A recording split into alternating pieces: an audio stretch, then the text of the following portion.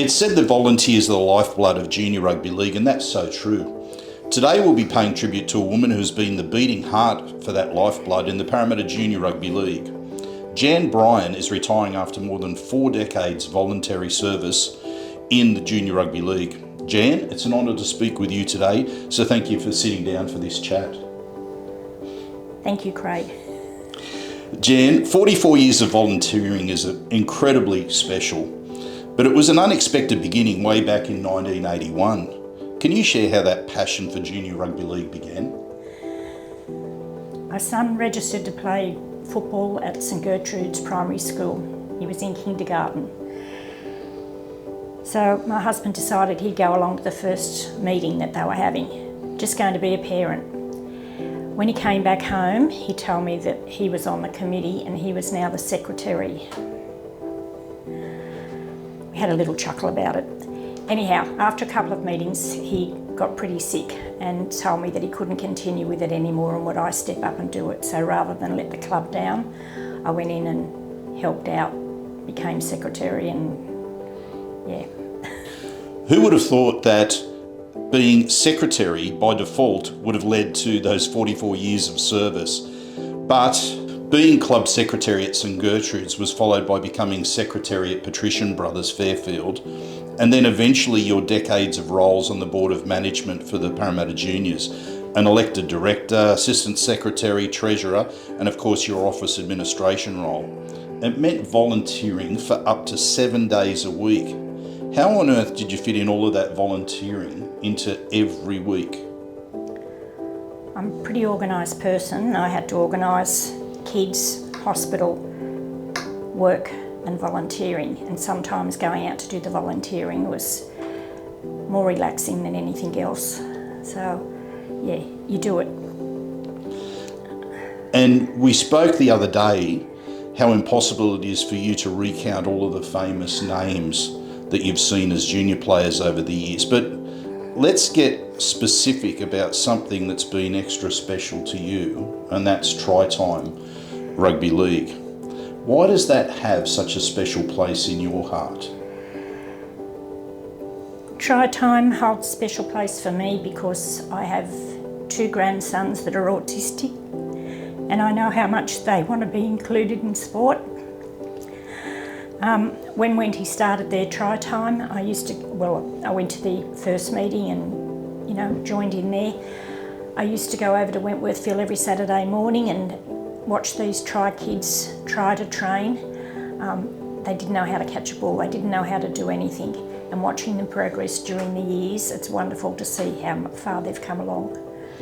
And I'm going to throw this to you without any notice, but when we spoke the other day, you mentioned about, young players coming up or they're a little bit older and thanking you for that and saying how they appreciated the work that you did around Tri-Time as well. That obviously makes you quite emotional, that sort of thing. Yeah. Yes, they do. It doesn't matter where you see them, they'll always come up, give you a cuddle and, tell you how much they appreciate what you've done. Jan, I know that you're extremely reluctant to talk about the accolades that you've received over the years, but I'm going to rattle some of them off. The Eels Women in League Award winner in 2011, the New South Wales Rugby League Volunteer of the Year Award in 2011, the Eels Michael Cronin Club Person of the Year Award in 2014. Now, let's add the life memberships. St Gertrude's, Patrician Brothers, the Parramatta Convents Rugby League Association, Parramatta Junior Rugby League, and then there's the life membership of the Eels. When that was announced back at the 2017 Ken Thornett Medal, you received a standing ovation. What do such awards and acknowledgements mean to you? I know you don't like to talk about it, but we do need to know what they mean to you. I was truly humbled by all these awards, and they are all very special.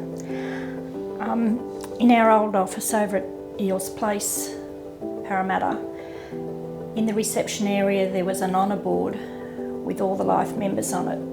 And I used to sit there and talk to the receptionist, Mari, who's now deceased, and look up. And I'd say to her, "They're all men up there."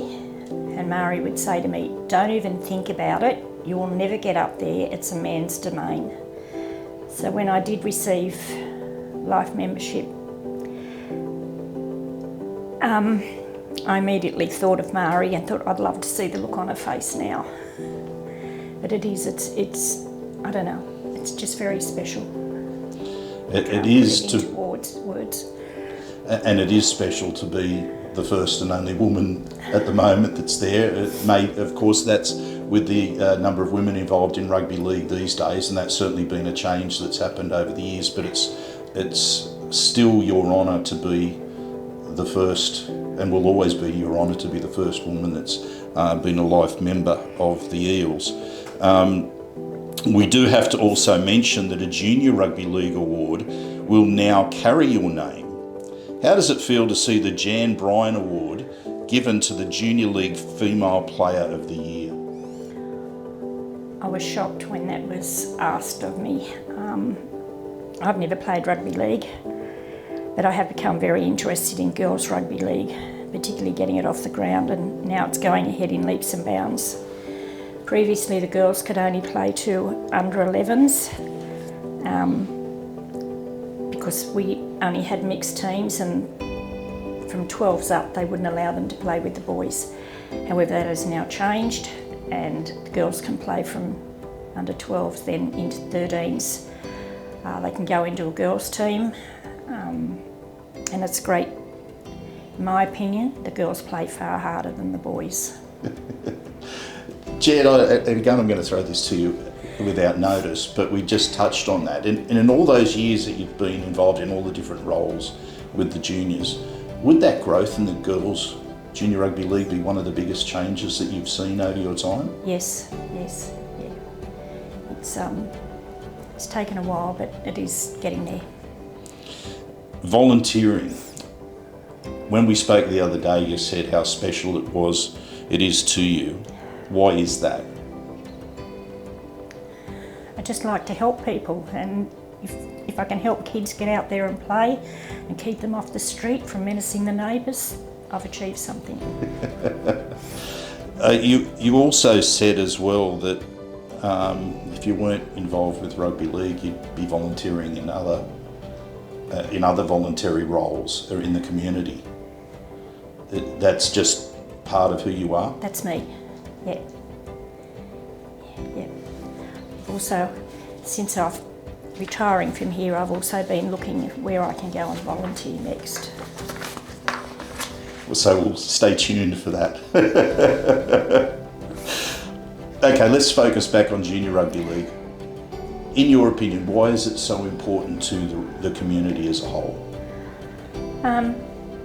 It gives parents and children, well, it gives children and parents to form friendships. Some of those friendships become lifelong friendships, and I think it's great for all of them. The children learn new skills, they're out and about in the fresh air, and it encourages their development. It's certainly important for young people, and I think everyone appreciates the role that Junior Rugby League plays. Jan, your name has become synonymous with Parramatta Junior Rugby League. You've touched the lives of countless people through your incredible service to the community. On behalf of Parramatta, I want to thank you once again and to wish you well in your retirement. There are so many people I'd like to thank, but I don't want to offend anybody by missing them out. So thank you, each and every one of you. I could not have achieved any of this, any of the above, without your help. I'm going to miss the Junior League. It's been part of my life for so long. It's true. Jan, thank you for those words. It's obviously very emotional for you. So again, thank you for all your years of service with the Parramatta Juniors. Thanks, Craig.